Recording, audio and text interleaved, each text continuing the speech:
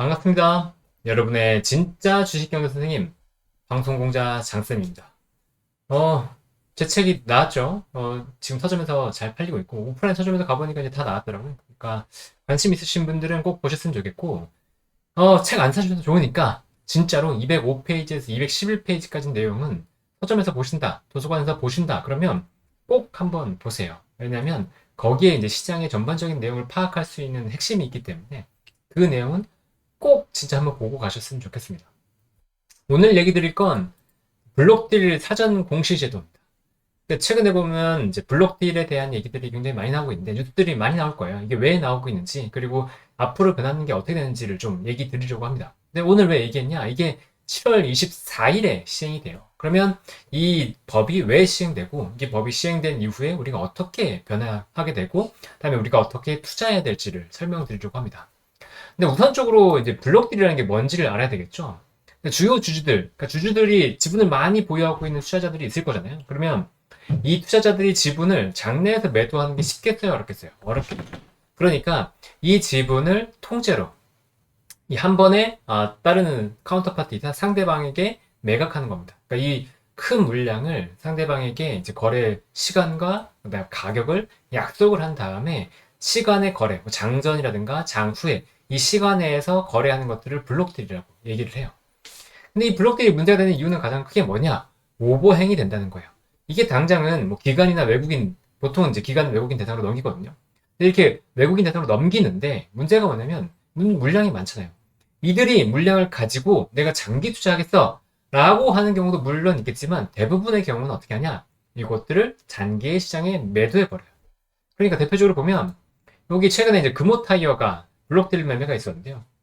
금호타이어를 보면 이제 우리은행이 지금 1100만 주 정도를 장내 매도를, 그러니까 시간의 매도, 블록딜 매도를 했습니다. 근데 그 가격이 얼마냐? 5,500원 정도 됐던 거예요. 잘 안 보일 텐데 5,500원 정도의 장내 매도를 결정한 거죠. 이게 공시에 나왔어요. 근데 5,500원이라 그러면 그 전에 가격이 6,000원대였단 말이에요. 보시면 이때만 하더라도 가격이 6,000원대였단 말이죠. 그런데 블록딜을 하면서 뚝 떨어져요. 보시면 이렇게 거래량이 급증했죠. 여기 왜 그랬냐? 당연히 블록딜을 했으니까 그 블록딜 물량도 거래에 잡혀요. 그리고 이 블록딜을 했으니까 이 블록딜로 할인 받아간, 보통 이제 할인해서 받아갔는데 지금 보면 한 10% 정도 할인해서 받아가잖아요. 10% 정도 할인해서 받아갔으니까 이들이 어떻게 하겠어요? 10% 할인된 가격 그냥 때려버려요. 막 팔아요. 그러니까 블록딜로 받아가는 가격 전후 정도로 쭉 매도해서 그들은 아주 단기 수익이 난 거니까 아주 작은 수익이라도 만족을 하고 판다는 거죠. 근데 이때 이 블록딜이 있다 그러면 주가는 무너져 내린다. 이게 이제 부담이 되는 거예요. 또 어떤 케이스가 있을 수 있느냐? 제가 이거를 주가 조작했다라고 얘기하는 건 절대 아니고 이런 케이스들이 있을 수 있다는 거예요. 그러니까 지금은 삼성전자 같은 경우에는 뭐 규모도 크고 비즈니스도 크고 하니까 이걸로 단순히 올릴 수는 없겠지만 다른 회사들 같은 경우는 주가를 이렇게 올려두고 블록딜을 일부러 주가를 올려둔 상태에서 블록딜을 추진해요. 왜냐면 그렇게 해서 내부자들이 장내 매도를 한다 그러면 수익을 낼 수 있으니까. 이거 보세요. 이게 그 케이스라고 얘기하는 건 절대 아니에요. 한번 보시라는 거예요. 이부진 호텔 신라의 사장님이 계시죠. 이분이 시간의 매도를 4월 9일에 합니다. 이때 보면 이제 84,100원이니까 할인은 거의 하진 않았어요. 근데 어쨌든 이때 한 500만 원 정도를 매도를 하는 거죠. 근데 그 전후에 주가를 보자는 거예요. 주가를 보면 아이고 그 전에 주가를 보면 이게 이 선으로 표시된 이 지점이 지금 블락들이 있었던 그 날입니다. 그 이후에 주가가 쭉 빠졌죠. 근데 그 전에 보면 주가가 올랐단 말이에요. 이때 보면 이제 HBM 기대감 같은 것들이 올라가면서 주가가 쭉 올랐죠. 그리고 나서 주가가 고점일 때 이제 블록들 매도가 나왔어요. 물론 이게 의식적으로 의도적으로 일부러 뛰었다라고 보지는 않지만 어쨌든 내부자들은 이런 동향을 잘 알고 있고 그러니까 이 고점에서 이 블록들이 매도가 나오면서 주가가 쭉 밀려버리는 그런 영향을 만들었다는 거죠. 그리고 이 블록들이 돌았으니까 결국은 장내 매도를 계속해서 오버행으로 물량들이 쏟아져 나왔다. 이렇게 볼 수 있다는 거죠. 그러니까 뭐예요? 이 블록들은 전반적으로 개인 주주들한테 굉장히 피해가 될 수 있겠네 라는 이제 얘기가 나오게 되는 거죠. 그래서 결국 어떻게 하냐? 이 블록들을 공시하는데 미리 공시해라. 니들이 블록들 하는 건 좋은데 미리 공시해서 개인 주주들의 피해를 최소화해라 라고 법안을 국회에서 개정을 해버립니다. 자본시장법을 아예 개정을 해버립니다. 내용이 어떻게 되냐? 일단 시행은 7월 24일입니다. 7월 24일 지금 20, 22, 23, 24 수요일부터 시작이 되겠네요. 수요일부터 이게 시행이 되고 대상은 어떻게 되냐? 코스피와 코스닥의 상장사 임원들, 투자주주나 상장사 임원들, 그리고 지분율이 10% 이상인 주요 주주들이 발행 주식수의 1% 이상을 거래한다 그러면 이것은 의무적으로 공시를 해라. 근데 공시를 언제 하냐? 이게 약간 관건인데 90일 이전부터 최소 30일 전까지 적어도 한 달 전에는 공시를 해라 이거예요. 저는 이게 굉장히 좀 독소조합 같은 느낌이 드는데 어쨌든 이게 문제가 될 수 있다고 봐요. 이건 왜 그런지 얘기를 드릴게요. 근데 대상에서 보면 FI는 대상이 아니에요.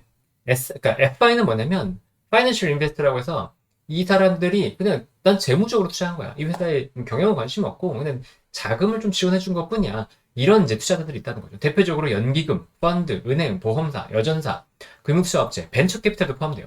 벤처캐피탈, 중소기업진흥공단 및 외국 투자자인데 FI 형태의 투자자들은 10% 지분이 넘는다고 하더라도 대상이 아닙니다. 그래서 이들의 블록딜은 공시가 안 돼요. 그러니까 내부자들이나 10% 이상의 주요 주주들, 나는 이거에 경영에 참여할 거야. 아니면 단순 투자할 거야.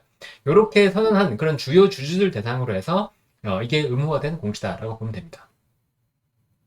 그런데 그럼 위반하면 어떻게 되냐? 위반에 일단 그 대상을 봐야 되겠죠. 미공시하거나 아니면 허위 공시를 했다거나 아니면 매매하겠다고 했는데 매매 계획을 미이행한다 그러면 벌금이 최대 20억 원 정도가 책정이 됩니다. 근데 문제는 최대잖아요. 최대. 그러면 이 그 벌금을 매기는 기본적인 메커니즘은 뭐냐? 시가총액의 0.02%를 부과합니다. 그럼 예를 들어서 1조 원의 시가총액이라고 그러면 벌금은 2억 원이 되는 거예요. 그러니까 최대 20억 원이 훨씬 모자라죠. 시가총액이 10조 원이 돼야지 10조 원 이상이 되면 다 이제 20억 원의 벌금을 물게 됩니다. 그러니까 실제로는 이 벌금 20억 원에 대상되는 기업들은 많지 않을 거고 뭐 예를 들어서 시가총액이 1000억이라고 해봐요. 1000억이라고 그러면 0.02%면 2천만 원입니다. 2천만 원. 그러니까 2천만 원 이상의 수익을 낼 수 있다 그러면 그러니까 미공시하고서 블록티를 때려볼 수도 있는 거죠. 어쨌든 이 공시의 벌금이라고 하는 게 시가총액을 기준으로 매겨주는 게 맞나라는 생각을 좀 갖게 됩니다. 근데 보완책은 있긴 해요. 관리금 산정할 때 시가총액을 기반으로 하긴 하지만 거래 금액과 위반 행위의 경중에 따라서 세금을 차등해서 부과하겠다라는 얘기는 합니다. 근데 모르겠어요. 이게 얼마만큼의 실효성이 있는지는 좀 보긴 봐야 될 겁니다. 그런데 이것도 이제 예외는 있습니다. 10% 이상의 주주긴 하지만 그래도 이 매각 그 거래 지분 자체가 전체 주식수의 1% 미만이거나 아니면 금액 자체가 50억 원 미만이라 그러면 이것도 이제 공시 대상에서 예외가 됩니다. 그러니까 시가총액 뭐 천억 미만, 천억 정도의 기업이라 그러면 50억 원 블록딜이 되는 것도 사실 쉽진 않죠. 그러니까 이런 것들이 이제 블록딜 실질적으로는 뭐 거래 대상이 안 잡히는 경우가 많이 있을 수 있다라는 거고. 보면은 여기에 이제 그 꼼수를 부릴 수 있잖아요. 나는 1% 미만을 쪼개서 내가 팔겠어 라고 한다면 그게 꼼수가 되니까 그런 걸 막고자 과거 이제 6개월 합산으로 계산합니다. 6개월 합산. 그래서 6개월 합산을 통해서 우선주, CB, BW 다 포함해요. 주식도 포함하지만 요것들을 이제 1% 이상이거나 50억 원이 넘는다 그러면 그때는 대상이 된다라고 얘기하는 거죠. 근데 이게 목적이 뭐냐? 정보 비대칭. 개인들은 내가 갖고 있는 정보가 부족하다 보니까 정보 비대칭에 의한 개인 주주들의 피해를 최소화시키겠다라는 게 현재의 목표입니다. 근데 뭐 거기까지는 오케이요. 근데 문제는 뭐냐면 부작용이라는 거죠. 부작용. 이게 이렇게 그 정부 정책이 들어갔을 때 오히려 부작용이 나올 수가 있어요. 지금 현재 나오고 있는 부작용들을 일단 살펴보면 사전 공시가 7월 24일에 이행된다고 말했잖아요. 그 7월 24일 이전에 매도하면 되는 거예요. 10% 이상의 주주라고 했잖아요. 임원이 아니라 그러면 그럼 10% 이상의 주주들이 어떤 형태를 보이겠어요? 일단 10% 밑으로 낮춰놓자. 그러면 저 공시 대상이 안 된다. 그러니까 10% 밑으로 낮추려고 하는 움직임들이 나오고 있는 거죠. 대표적으로 볼까요? SM 같은 경우에 하이브가 주요 주주인데 지금 블록딜을 통해서 이미 이제 10% 밑으로 낮췄죠. 그리고 HPSP, 곽통신 이거는 이미 10%뭐 대상이 아니니까 뭐 의미가 없긴 한데 어쨌든 이분도 지분을 낮췄고 컴투스 같은 경우에도 지금 데브 시스터즈의 지분을 낮추는데 요거는 추가적으로 낮출 가능성이 있다 이게 보이는 겁니다. 그리고 에코앤드림 같은 경우에도 최대 주주가 지분을 약간 낮췄고 그때 에코앤드림은 이건 대상은 아닐 거예요. 근데 그렇다고 하더라도 미리 좀 팔았다는 거죠. 미리 10% 대상은 아니지만 미리 뭐 컴퓨터로 그럴 수도 있는 거고, 이거를 나중에 판다 그러면 문제가 될, 그러니까 뭐 혹시나 어 나중에 매각하는데 문제가 될 수 있으니까 미리 팔았다고 볼 수 있는 거죠. 그리고 LG 디스플레이도 지금 그게 보여요. 이게 말씀드릴게요. 얼마 전에 제가 이제 그 공시를 통해서 얘기 드린 게 뭐냐면, LG 디스플레이가 왜 갑자기 이런 투자자 회사들을 다 매도하지? 근데 제가 그때는 이제 이걸 놓쳤었어요. 블록데일 사전 공식 의무자들을 놓쳤었고, 그때 판단한 건, LGD가 부품 장비 업체들에 대해서 이렇게 매도를 한다는 건 시장에서 좀 부정적으로 보는 건가? 라는 생각을 했었는데, 알고 보니까 이제 10% 미만이, 10%를 넘으면 이게 나중에 블록딜 할 때 큰 차질이 있으니까 10% 밑으로 낮추려나 보다라는 게 느껴진 거죠.